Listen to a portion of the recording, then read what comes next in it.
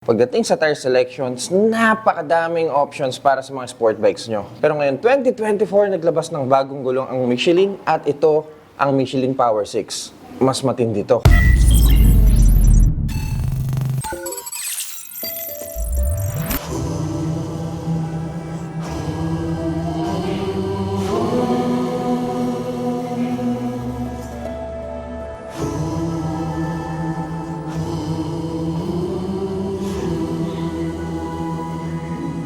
Nasa harap nyo ngayon ang bagong Michelin Power 6 na nakaset as stock tire dito sa Triumph Daytona. Ito ang gulong na perfect fit para sa mga sports bike nyo na mas pinaganda ang performance, matinding grip in dry and wet conditions, at mas pinahabang milyahe. Pero bago yan, pag-usapan muna natin saglit yung naunang gulong at yung meron ngayon dito sa Pilipinas, ang Michelin Power 5. Ginawa para sa mga rider na aggressive ang riding style at pwede mong gamitin for track days. Literal na sport tire para sa street. Sa harap, gumagamit ng 2CT or dual compound, which means hard sa gitna for longevity at soft naman sa gilid for great stability sa corners. Pero sa likod, mas pinaganda ang pagka-dual compound or 2CT+.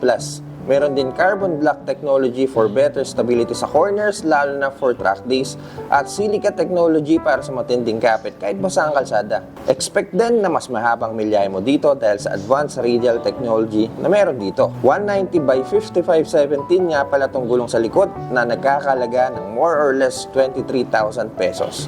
Ayun ang Power 5, pero ngayon 2024 pinakilala ng Michelin ang bagong gulong nila, ang Power 6. Brand new tread design at dahil dito, mas pinaganda ng 10% ang wet grip at 10% naman sa dry while maintaining good traction. Sa Power 6, mas pinaganda din ang pagka-dual compound nito. Imbes na nasa gitna lang ang hard compound, extended nila to hanggang kanto sa gilid. Naka-soft compound kayo sa taas pero hard compound sa base. At dahil dito, mas better ang cornering grip at the same time better mileage. Para mas malinawan kayo, ito ang sample chart.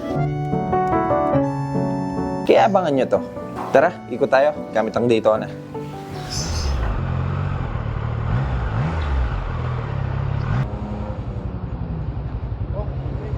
Sorry ko dito. Ayaw talaga pagkarga sa mga motor ha. Bakit? Inis niya, tignan no? May load pa ba ako? Nakaya pa to. Kung gusto niyo ng ganitong klaseng gloves, this is RST TrackTech Evo. Nakuha ko to sa may Sec Moto Supply main branch sa Caloocan. Yan ang competitor niya, Kawasaki Ninja 650. Pero 2-cylinder to na parallel twin, 180 crank. Ito naman 3-cylinder. Kaya maganda-ganda yung tunog nito. Okay, let's go, let's go, let's go!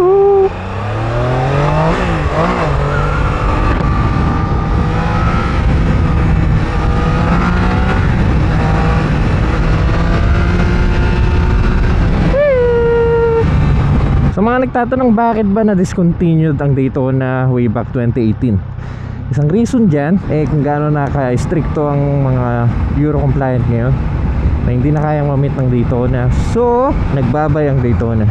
Way back kopong-kopong pa nga, 4-cylinder pa ang ginagawa nila sa Daytona para sa mga superbikes nila, mga sport bike nila. And then, nilabas ang 675, binalik nila sa 3-cylinder engine. But now, ibang approach na naman, nasa medyo relax / sport bike na kayo ngayong taon. Ang init ngayon, no? Diyos ko dahil.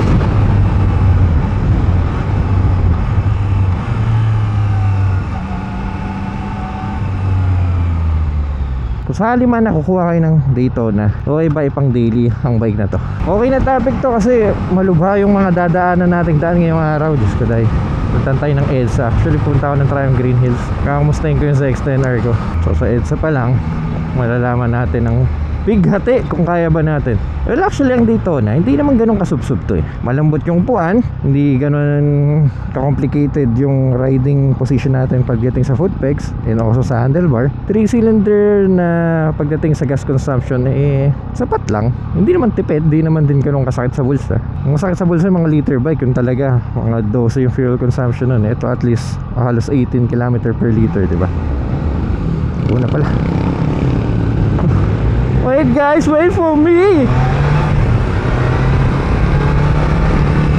Ganda ng gulong na to, napakapit. Alam nyo kapag ginawakan nyo yung Power 5, lalo na yung gilid, parang nai-stuck yung daliri nyo Kumakapit.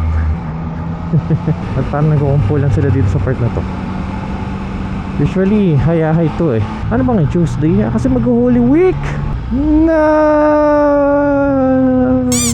Okay, pasingit po. Mukhang traffic sa SLEX ngayon.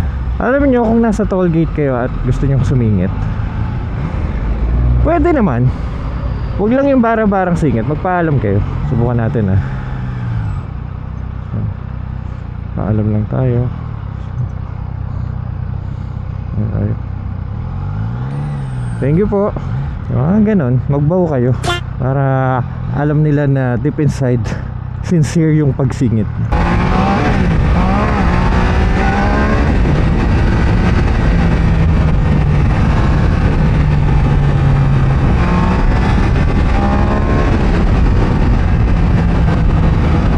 Also dahil hindi naman 4-cylinder to, well halos katunog lang ng 4-cylinder, pero may onting vibration kayo na mararamdaman.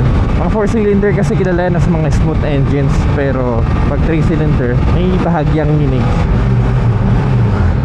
What? Walang tunog?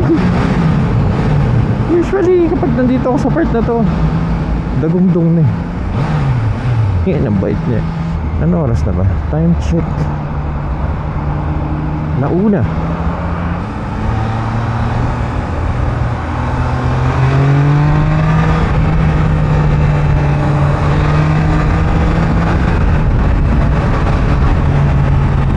Daming bumiyahe ngayon paluwas Parang may ipit tayo sa traffic mamaya, man. Ganitong klaseng situation sa daan, I mean, dire-diretso yung takbo niya, walang problema. Kasi yun yung gusto niya eh.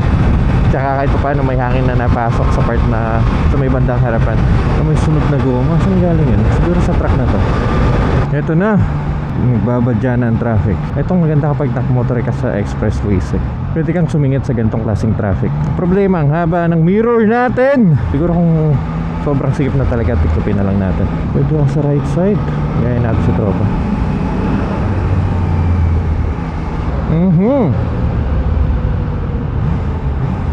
Ang lala. Oh, truck. Patako to. Alive, alive, alive forevermore.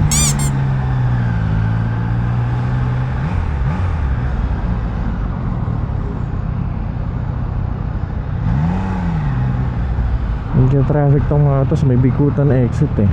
Tsaka may mga truck kasing kasabay eh. May room tayo dito, squeeze tayo.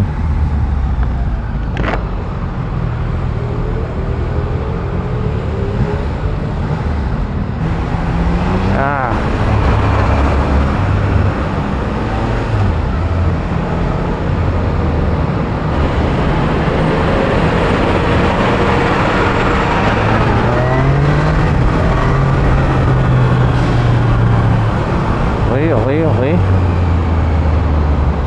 Mahaba nitong truck na to.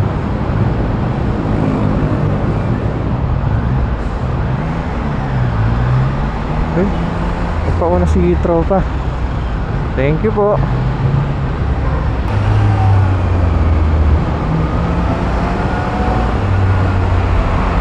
Ito na, medyo kumakalma na. Diretso na sila.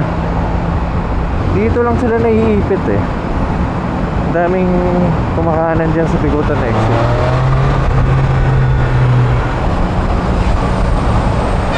O diba? Doon lang lagi eh.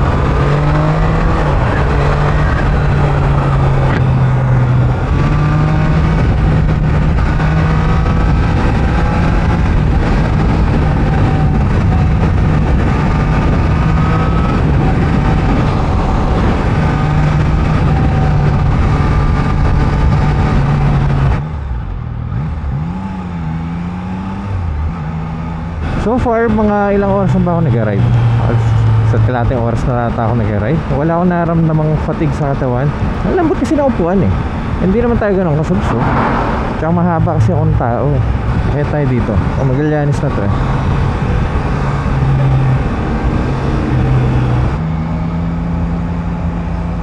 Oh, hindi traffic! There's no way, man.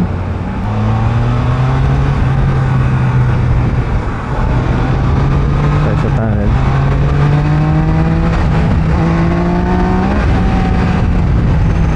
lang, may quick shifter lang sana to eh. Swabe sana.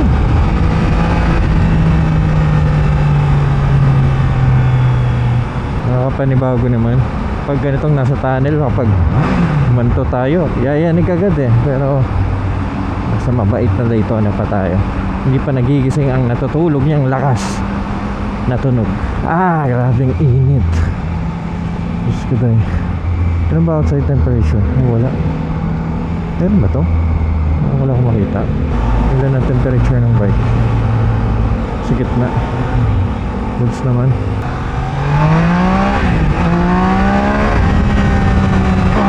What?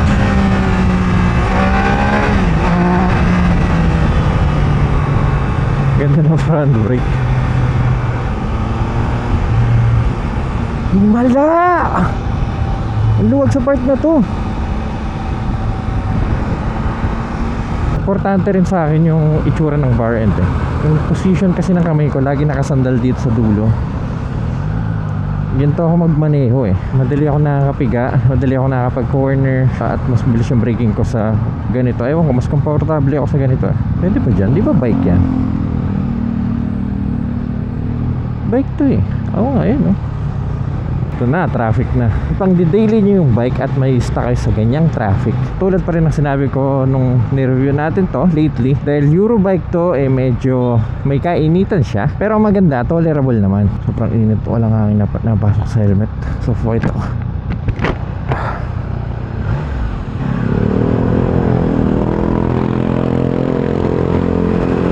Kung isisingit nyo siya, akala ko nung una mahirap kung anong mirror. Hindi pala. Kasi manipis yung bike, manipis na mahaba. Ay.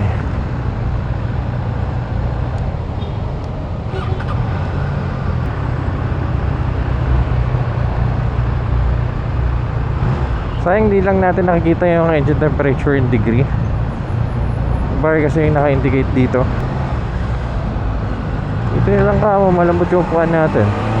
Relax pa rin kahit traffic. Ito na medyo dire-diretso na to.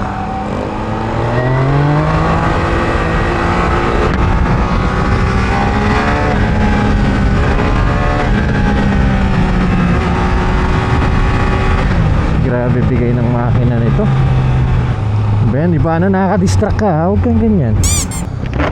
Init. Let's go. Napaisip lang ako, saan mo ilalagay ang tank pad dito? O itong part na to, this serves as your tank pad na rin? Ay! Boss! Kamusta? Bago yan ah. Then i-review ko lang, sasoli ko sa ano. Triumph? Dyan. Ito na Daytona. Ilan cc yan? 600, 660. Nakita ko lang yung sticker mo eh. Saan punta? Nakagarahin namin. Ah. Ikaw yan. Saan ka galing? Antipolo pa. Boss, ingat ah. Boss. Basta. Saan ba yung Triumph?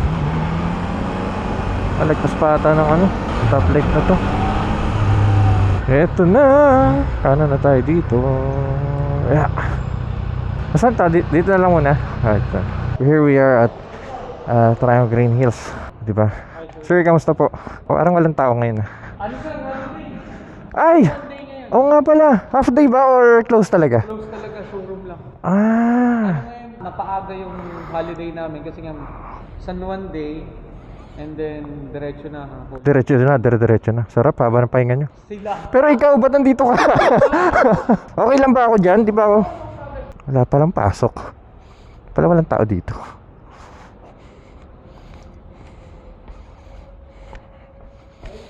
Nagawa pa ba yung bike mong isa? Ha? Nag-crash? Nagawa pa ba yun? Alin yun? Ay, oo. Grabe, dilim pala. Alin, parang horror movie ba? Ayun. Ito ngayon Di ka na. ano mo personal bike? Personal, ito. Ngayon ko wala lang naglalabas to eh.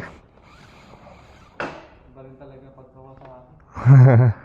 Iba rin pag Triumph actually. So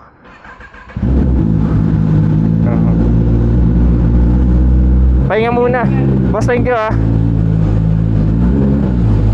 Pakadilim naman dito.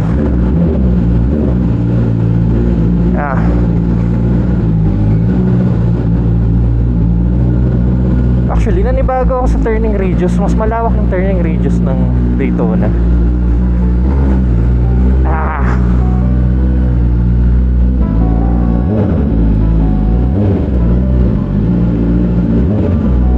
Thank you. Dito na tayo sa paborito nating bike. Nakadapa na naman tayo. Pero okay lang, ito yung masarap na nakadapa. Alright, so mga kidibikes, kung nag-enjoy ka sa video na to, kindly leave a like at mahilig ka sa mga ganitong content, huwag kayo mag-alala dahil nasa tamang channel kayo. So make sure to press that subscribe button dyan sa baba. So mga kidibikes, uwi muna ako at see you sa next content.